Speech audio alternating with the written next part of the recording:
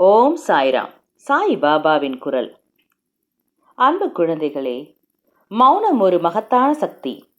ஒரு பேச்சு சொல்லாத எத்தனையோ செய்திகளை ஒரு மௌனம் சொல்லிவிடும். மௌனத்தின் சக்தியை உணர்ந்தவர்கள் அதை தங்கள் வாழ்வில் உபயோகித்து வெற்றி கண்டிருக்கிறார்கள்.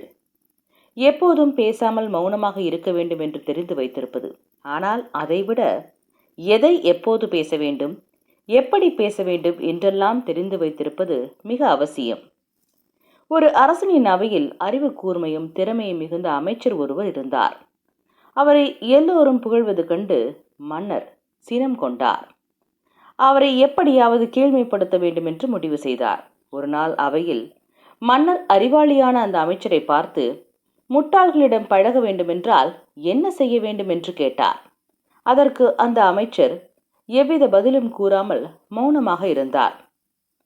அவர் பதில் தெரியாமல் இருக்கிறார் போலும் என்று நினைத்த மன்னர், என்ன அமைச்சரே, நான் கேட்ட கேள்வி உமது செவிகளில் விழவில்லையா என்று கேட்டார். முட்டாள்களுடன் பழக வேண்டுமானால் என்ன செய்ய வேண்டும் என்று மீண்டும் கேட்டார். அதற்கும் பதில் கூறாமல் மௌனமாகவே அமைச்சர் இருந்தார்.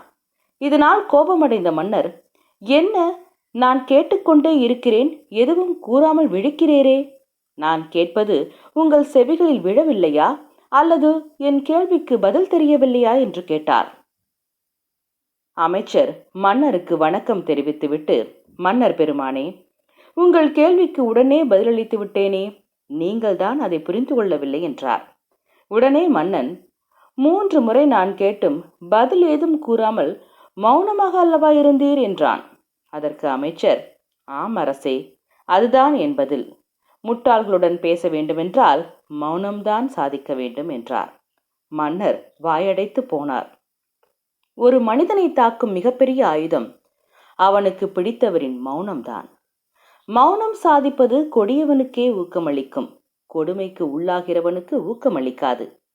பல நேரங்களில் மௌனம் நிறைய செய்திகளை எளிதாக சொல்லிவிடுகிறது. அதே நேரத்தில் வாயை மூடிக்கொண்டு பேசாமலே இருப்பது உண்மையான மௌனம் இல்லை.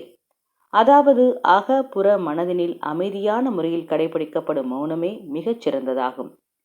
ஒவ்வொரு நாளும் நாம் பலரிடம் பேசுவது அவசியமாகிறது. நாள்தோறும் பிறரிடம் பேசுவதால் உள்ளம் களைப்படைகிறது. சில வேளைகளில் மனம் பாதிப்படையலாம், அமைதியை இழக்க நேரலாம். நாள்தோறும் குறைந்தபட்சம் 10 நிமிடம் மௌனத்தை கடைபிடிப்பது முக்கியம்.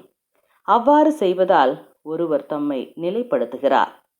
அதனால் அவர் அன்றைய நாளில் நிகழ்ந்த அனைத்தை பற்றியும் அமைதியாகவும் தெளிவாகவும் யோசிக்க முடிகிறது. தேவையான சமயத்தில் மௌனமாக இருப்பது மூலமே மகத்தான செயல்களை சாதிக்க முடியும்.